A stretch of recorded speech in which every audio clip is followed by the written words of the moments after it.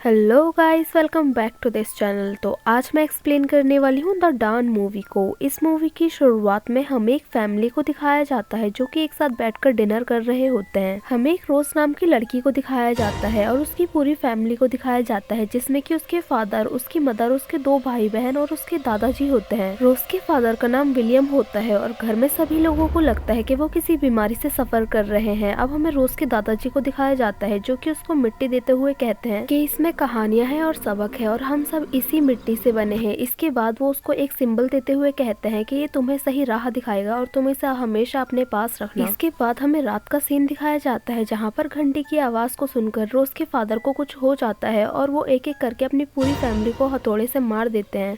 वो रोज को भी मारने वाले होते हैं कि रोज वहाँ से भाग जाती है, लेकिन अनफॉर्चुनेटली वो रोज को ढूंढ लेते हैं। जैसे ही वो उसे मारने वाले होते हैं तभी वहाँ पर उसके दादा आ जाते हैं और वो वहाँ पर आकर रोज को बचा लेते हैं और वो रोज से कहते हैं कि तुम यहाँ से भाग जाओ। अब नेक्स्ट से जब पुलिस वहाँ पर आती है तो वो रोज की पूरी फैमिली को मरा हुआ देखती है और वहाँ पर बस रोज ही बची होती है। तो वो रोज को रहने के लिए चर्च भेज देती है क्योंकि उसकी पूरी फैमिली मर चुकी होती है। अब चर्च में मदर एग्नेस रोज का वेलकम करती है। इसके बाद हमें मूवी में 10 ईयर बाद का सीन दिखाया जाता है। इसके बाद हमें रोज को फादर थियोडोर से बात करते हुए दिखाया जाता है। रोज फादर से पूछती है कि क्या आपको मेरे बचपन के बारे में कुछ पता है। तो फादर उससे कहते हैं कि तुम्हारा बचपन बिल्कुल भी अच्छा नहीं बीता तुम्हारे फादर की वजह से। अब रोज उससे कहती है कि मुझे अपने फादर के बारे में बात करना बिल्कुल भी पसंद नहीं है। फादर उससे कहते हैं कि ये कोई बीमारी नहीं, ये तुम्हारे सपने हैं। इसके बाद हमें रोज को सिस्टर एला से बात करते हुए दिखाया जाता है। सभी सिस्टर खाना खाने के बाद अपने रूम में जाती हैं तो रोज अपना हैंड वॉश करने के लिए वॉशरूम में जाती है। तो वॉशरूम में रोज को थोड़ा अजीब सा फील होता है तो वो अपने दादाजी के द्वारा दिया हुआ क्रॉस निकालकर प्रे करने लगती है। अब वो अपने रूम में जाती है और प्रे करती है कि मेरे से सारी बुरी शक्तियां दूर रहें और मेरे मन में शांति बनी रहे। इसके बाद मदर एग्नेस रोज के पास आती है और वो उससे कहती है कि तुम्हें कोई परेशानी है तो तुम हमें बता सकती हो। वो उससे कहती है कि मुझे पता है कि तुम्हारा पास बिल्कुल भी अच्छा नहीं रहा और वो उससे कहती है कि तुम्हारे फादर को भी ऐसे ही सपने दिखाई देते थे, लेकिन तुम्हारे फादर ने उन सपनों को सच मान लिया था। और वो कहती है कि तुम्हारे ऊपर डिपेंड करता है कि तुम इसको कैसे हैंडल करती हो। तब रोज मदर एग्नेस को बताती है कि मेरी बॉडी बाहर से बहुत ठंडी है लेकिन मुझे अंदर से बहुत गर्म महसूस होता है। तब मदर एग्नेस उससे कहती है कि जब तुम यहाँ पर आई थी तुम्हें हमने अपनी तरह समझकर अपनाया था और वो उससे कहती है कि अब तुम्हें आराम करने की ज़रूरत है और तुम सो जाओ। और वो गुड नाइट बोलकर यहाँ से चली जाती हैं। अब जब रोज सो रही होती है तो उसको बहुत ही अजीब से सीन दिखाई देते हैं और उसको वो आवाज़ें भी सुनाई देती हैं जो कि उसके डैड को सुनाई देती थी।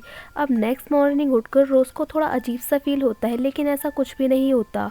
अब जब वो चर्च के बाहर देखती है तो बहुत ठंड हो चुकी होती है लेकिन रोज को अपने आसपास बहुत ज्यादा गर्मी महसूस हो रही होती है। अब हमें रोज को दिखाया जाता है जो कि अपने बुरे विचारों और ख्वाबों को एक नोटबुक में नोट करती है ताकि कभी कोई प्रॉब्लम आए तो वो उससे बच सके। चर्च में रिम्हा रोज से बोलता है कि सभी सिस्टर का पास्ट अच्छा नहीं है। वो कहता है कि कुछ अपनी गलतियों की वजह से यहाँ पर है और कुछ अपनी फैमिली की गलतियों की वजह से। वो कहता है कि सभी यहाँ पर अपनी गलतियों को पश्चाताप करने के लिए आई है। रोज उससे कहती है कि मैं यहाँ पर अपने फादर की गलतियों की वजह से हूँ, ना कि अपनी गलतियों की वजह से। तब इम्हा उससे कहता है कि क्या तुमने अपनी गलतियों के साथ शांति बनाई। तो रोज को ये बात बुरी लग जाती है और वो यहाँ से चले जाती है। इसके बाद हमें दिखाया जाता है कि सिस्टर एला और सिस्टर लिली रोज को समझाते हुए कहते हैं कि तुम अपने पास्ट को अपने प्रेजेंट पर हावी मत होने दो। और वो कहती है कि अगर तुम अपने पास्ट को भुलाने के लिए हमारी हेल्प चाहिए तो हम तुम्हारी हेल्प करने के लिए तैयार हैं। इसके बाद रोज फादर थियोडोर के पास कॉन्फ्रेंस रूम में जाती है और उनसे कहती है कि आजकल मुझे बहुत अजीब सा फील हो रहा है और मुझे सांस लेने में भी प्रॉब्लम हो रही है। तब फादर थियोडोर उससे पूछते हैं कि क्या तुम बता सकती हो कि तुम्हारे घर में तुम्हारा आखिरी दिन कैसा था। तब वो बताती है कि मेरे फादर ने आखिरी दिन में मेरी पूरी फैमिली को मार दिया और उनको ये भी एहसास नहीं था कि आज उनकी फैमिली उनके पास नहीं रही और उनकी आंखों में मुझे दर्द दिखाई दे रहा था। इसके बाद हमें दिखाया जाता है कि रोज वापस से कॉन्फ्रेंस रूम में जाती है और वही प्रॉब्लम को बताती है, लेकिन वो नोटिस करती है कि वहाँ पर कोई भी नहीं होता। अब वो जब कॉन्फ्रेंस रूम से बाहर आ रही होती है तब उसे वहाँ पर इम्हा मिलता है जो कि उससे कहता है कि तुम्हें अपने सपनों और रियलिटी में डिफरेंस करना होगा। वो कहता है कि तुम्हें पहचानना होगा होगा कि रियल क्या है। और वो कहता है कि तुम्हारे अंदर तुम्हारे फादर की आत्मा है और तुम्हें उस पर काबू करना होगा, और वो कहता है कि तुम्हें उससे लड़ना होगा। इसके बाद हमें दिखाया जाता है कि मदर एग्नेस प्रेयर रूम में प्रेयर कर रही होती है कि तभी वहाँ पर रोज जोर से चिल्लाने लग जाती है और वहाँ पर एक स्टैचू की आंखों से खून आने लग जाता है। अब रोज यहाँ पर सॉरी बोलकर अपने रूम में चले जाती है। अब सभी लोग रोज के पीछे जाते हैं तो वो देखते हैं कि दीवार पर लगे हुए सभी हॉली क्रॉस मुड़ चुके हैं और यहाँ पर हमें पता चलता है कि रोज की बॉडी पर किसी डीमन का कब्जा है और यही डीमन रोज के फादर के अंदर भी था, जिसकी वजह से उसको अपनी पूरी फैमिली को खोना पड़ा था। इस सभी सिचुएशन को देखते हुए मदर एग्नेस और फादर थियोडोर ये डिसाइड करते हैं कि हमें फादर हेनरी को बुला लेना चाहिए, क्योंकि जो रोज थी वो अपने पास्ट पर बिल्कुल भी काबू नहीं कर पा रही थी और वो उससे समझौता भी नहीं कर पा रही थी और उसकी हालत दिन ब दिन खराब होती जा रही थी। इसके बाद हमें दिखाया जाता है कि नेक्स्ट डे सिस्टर एला अपनी शपथ ले रही होती है चर्च में और जो थियोडोर फादर होते हैं वो रोज को वाटर देते हैं सिस्टर एला पर डालने के लिए ताकि उसकी सिचुएशन थोड़ी बेटर हो, लेकिन ऐसा कुछ भी नहीं होता। तभी हमें दिखाया जाता है कि फादर हेनरी यहाँ पर आते हैं और उनको ऐसा महसूस होता है कि यहाँ पर किसी डीमन का वास है। इसके बाद मदर एग्नेस फादर हेनरी को वो हॉली क्रॉस देती है जो कि मुड़ा हुआ होता है।